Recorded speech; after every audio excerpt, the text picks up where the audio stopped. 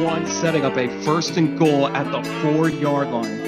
Donade moves in motion. He is going to get the jet sweep, and he is going to crash into the end zone for the touchdown. A big-time drive for the Barcelona Dragons.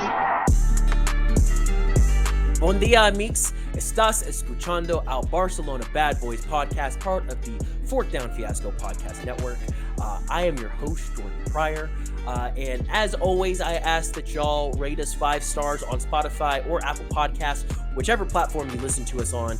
A 5-star review goes a long way in helping us grow the show, because right now, Danny, Tanner, and myself, we do this for fun. We don't make any money off of this podcast, and one day we would like to. So yeah, again, a 5-star review with a little something at the end of it. Help us grow the show. That would be lovely. I'd greatly appreciate it. If you're listening to this outside of the United States, let me know where you're listening to this from. It'd be really cool just to see if there's anyone from Barcelona or anywhere else in Spain, Europe as a whole, that's listening to this podcast right now. But yes, the 5-star review does go a long way, because one day we would like to make the shows even better, make them longer, more in depth, but we need money to be able to do that, and we've got to be able to grow the show before we can make money. So, diving into week 2 against the Madrid Bravos for rivalry week. That is a hard thing to say. Rivalry week.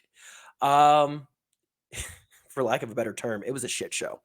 I only got to watch the first half because my Game Pass stream kicked out and crashed probably right after halftime started. But one half was honestly all I needed to see. Yeah, it was a rough one, especially rough when you consider that former Barcelona quarterback Zach Edwards put up 330 total yards and 6 total touchdowns. Yeah, this one hurt a lot. I was worried in the first quarter with how quickly the Bravos were moving up and down the field, the 2 quick scores. I had a little bit of hope. Whenever we scored at the end of the first, I was thinking to myself, okay, you know what? It's 14-6. We get a stop, we score again. It's anybody's game. And that hope didn't last for very long because we got beat in all 3 phases of this game. I'm surprised that the difference in yardage between us and them was only about 75. I think I might have worded that weird. They had 75 more total yards than we did, which was surprising because they were marching up and down the field and we couldn't do a damn thing. I really felt like they got everything that they wanted.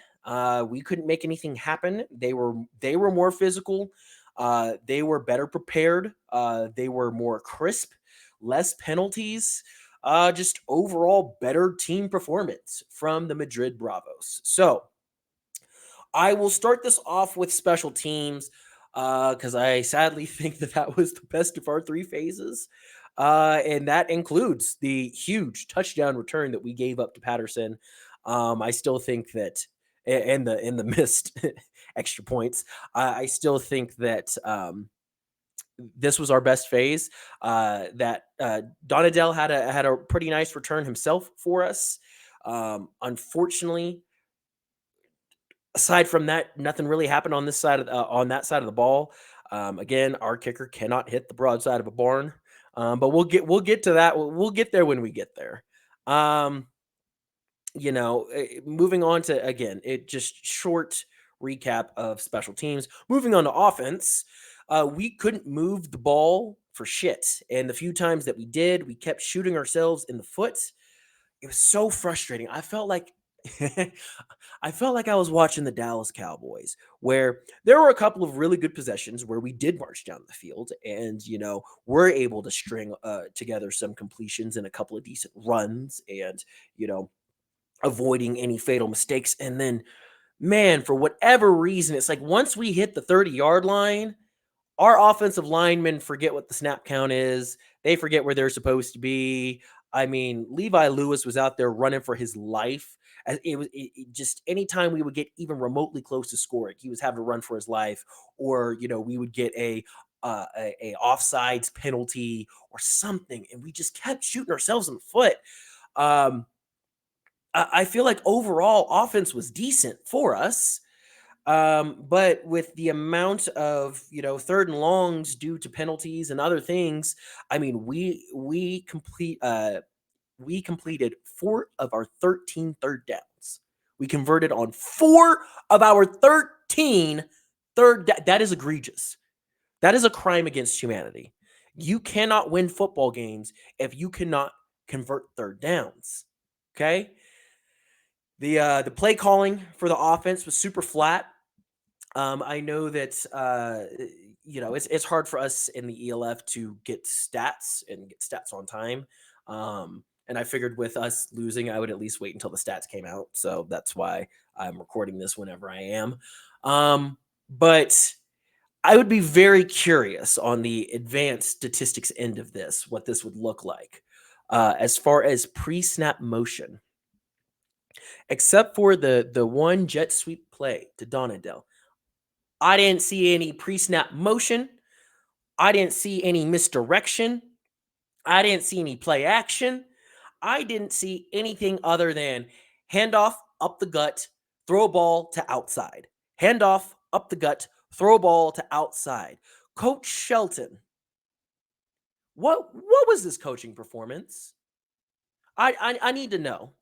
Because don't get me wrong, I gave you your flowers last week. And here's the thing, y'all. For those of y'all who are listening, especially those of y'all who are listening from Spain, I'm a Dallas Cowboys fan. And as much as I love them, I hate them. I hate them. And I have no problem talking shit about my team if it's the truth. So I apologize that this entire pod is going to be negative, and there's nothing really I can do about that because this entire game was negative. But going back to my question here, Coach Sheldon, what the hell was this? This was a egregious coaching performance. These boys did not look ready. They looked timid. They looked like they didn't want to hit folks. They were getting hit really hard. And I saw, guys getting frustrated. Donadell should have gotten a penalty on that interception for the body slam. Granted, I mean, that was like the one lone instance of physicality that we as a team portrayed. So I'm really not that mad at him, especially because he was one of the only like bright spots of this game. But yeah, it should have been a penalty there. Offensive line had penalties out the ass. Defense had a couple of pretty costly penalties. We just looked all out of sorts. The play calling was not good. This was awful. Awful, awful, awful, awful, awful. We got so outplayed on every end, and it was just frustrating. I guess so. I actually do have a positive takeaway here. I have a positive take away with second string running back Charlemagne Take Hamza, who looked a lot more impactful running the ball than Tony Monton. I'd like to see him get more snaps as the season progresses. He ran with a little bit more ferocity. It appeared that he had a little bit better vision and was hitting the gap a little bit better than Monton was. Still not, I mean, I wasn't just like taken aback by him, but I definitely noticed a difference between the two. So yeah, definitely would like to see him get more run in the next game. And then one of my other positive takeaways for offense, again, was Amani Donadell. Honestly, this game is even more embarrassing if it's not for him. Caught a touchdown pass, had, what was it, 100 and something yards receiving, or close to 100. I should have had these stats pulled up. Give me just a second, y'all. While I'm looking that up, I do know for a fact that he did have a pretty solid, I think it was a 47-yard return. That didn't go for a touchdown, but at least put us in good field position. Again, it really felt like he was the one bright spot. Even with what I was just saying about the positive takeaway. Sorry, bad joke here. The positive takeaway with Take Hamza, I would say that Donadell was probably the only player who actually came to play. And no disrespect to Levi Lewis. I know that he was running for his life for quite a bit of the game. But it's hard to give flowers to a guy who only throws one touchdown pass. And completion percentage was kind of meh. I understand our offensive line is not good at all. And that's something that I want to talk about a little bit more, actually. I know that we have used our imports for wide receiver, quarterback. I'm trying to think who else. One of our defensive ends, and then I don't know who the fourth person is. Man, y'all better figure out how to bring some American offensive linemen out to this team, man. Either that, or I know that getting folks from the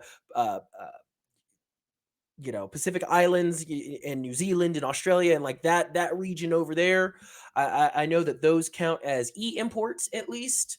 Man, y'all better start bringing in some big beefy boys, because as small as Lewis is, he's not going to survive very long if we keep letting him get hit like that.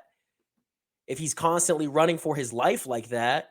And I just finally pulled up the stats. So where is it? Donadell had 74 yards receiving. Okay. So not quite 100, but he had a solid game. Again, I mean, honestly, just looking at our receiving core just in general, they did fine. But yeah, it was just every time we got to the 30-yard line, all of a sudden you see that flag pop up. Have to march 10 yards back. Just drive killers. And also having a kicker who cannot hit the broadside of a barn. Man, that makes it hard. Because I will say that one interception that Lewis had, I was not mad about. It was 4th and 23 or something like that. And I mean, our kicker wasn't going to make that field goal. So, Lewis threw it into some pretty tight coverage. Donadell was double covered on that play, and he tried to fit it in there. Couldn't. We call it an arm punt where I come from. They got the ball on the 2-yard line. In that instance, I really wouldn't have been mad if we would have gotten a stop on defense, but instead we let them go down the field 98 yards for a score. Yeah, Chris Helbig was doing the damn thing for the Bravos today. 24 of 34, 343 yards, and 4 touchdowns. My goodness. And Patterson could not be stopped. 176 yards and a touchdown. And then on top of that, also had a punt return touchdown that went for, 47 yards? Disgusting stuff. Disgusting. Just, frustrating. So that takes me to our defense. Y'all, our defense is bad. Last week I gave a little bit more credit to our secondary and actually even to our defensive line. I'm taking that credit away. All 3 levels of the defense are bad. Defensive line, bad. Linebackers, bad. Secondary, bad. They're all bad. This podcast needs to be changed from Barcelona Bad Boys to the Barcelona Bad. That's because that's how bad the defense was on Saturday. It was. I was just in awe. I mean, we had three tackles for loss the entire game. Not a single sack. Not a single sack. Man, Helbig was being able to just step up into the pocket and just deliver strikes. We were getting no kind of pressure on him. It wasn't like Levi who was running for his life. Man, Helbig was out there just slanging that thing because he wasn't feeling any pressure. Patterson had, again, over 175 yards receiving and a touchdown. And, I mean, there was so much distance between him and whoever the closest, corner, safety, whoever was that was, assigned to him for each play. And at first, I thought it was because we were running zone. And then I started looking, and we weren't running zone. We had dudes who were getting beat. Actually, we did start playing zone closer towards the second half, and it still didn't work. It didn't do anything. It looked exactly the same. But my goodness, just I would look, and Patterson would catch the ball, and there wouldn't even be any type of contest. There wasn't anybody trying to swipe at the ball or was even in the vicinity to make a play to get him to drop it. And this is how you know that our secondary did an awful job today.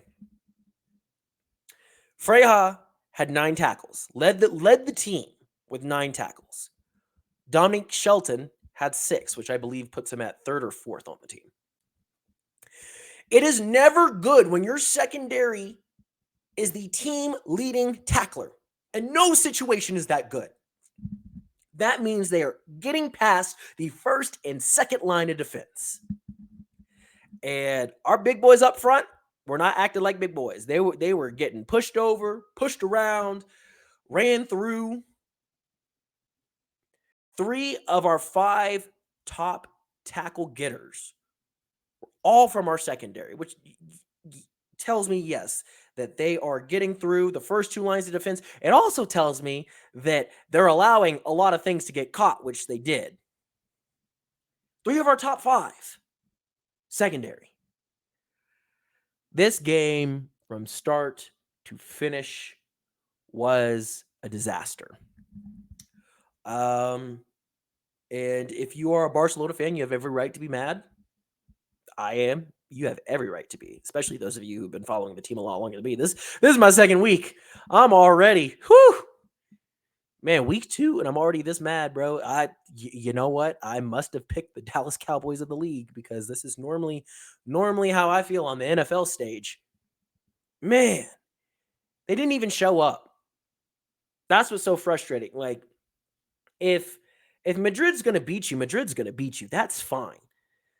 If you've got Chris Helbig running for his life, but he's still delivering strikes, so be it. That happens. Quarterbacks get hot. Receivers get hot. But there was no effort. There was definitely a lack of communication on defense, but actually on offense too, because of all the damn penalties. Just all 3 phases we got smacked around in. And honestly, we deserve it if we're going to play that soft. I'll keep it a buck with you. If we're going to play that soft, then we deserve it. So that is my 15-ish or so, maybe 20, I don't know, minute rant. Looking forward to next week. Actually, I'm gonna pull up our schedule for the foreseeable future for us. But I do know that next week we play Tirol. Or Tirol. Tirol? Is it Tirol? Tirol? I've heard it pronounced both ways. So I apologize if I butchered that. You can call me a dumb American and we can all just kind of laugh at it and move on. Yeah, let me pull Barcelona Dragons. Here we go. But yeah, I know that we have Raiders Tirol next. Then we have the Mercenaries again. Okay. Seaman, fine. Raiders again. Cool. And then Munich. Now, what I have pulled up isn't the full schedule, but I'll talk about that early half of the schedule real quick and say this. We need to capitalize on the front half of this schedule because the front half of this schedule is a lot easier than the back half of that schedule. I think that for us to even have a chance at making the playoffs, you got to split one of those games with Tirol. You have to. So whether if that's week 3 or week 6, you have to. And, maybe this week, since it'll be in Barcelona in front of the home crowd, and maybe we'll show some pride and actually come to play this week. Maybe we take that game. Tirol, whenever they played Vienna, showed a lot of weaknesses. So that's at least encouraging. They are a very beatable team because that first week they looked a lot scarier. But yeah, you've got to take one of those 2 games from Tirol, if not both. But I don't think that that's going to happen. But you at least got to get one. And I think that this upcoming week is the must win of those 2 matchups, week 3 and week 6. because I think that just the psychology of the game, you feel a lot better about your team through 3 weeks if you're 2-1 versus 1-2. It's simple as that.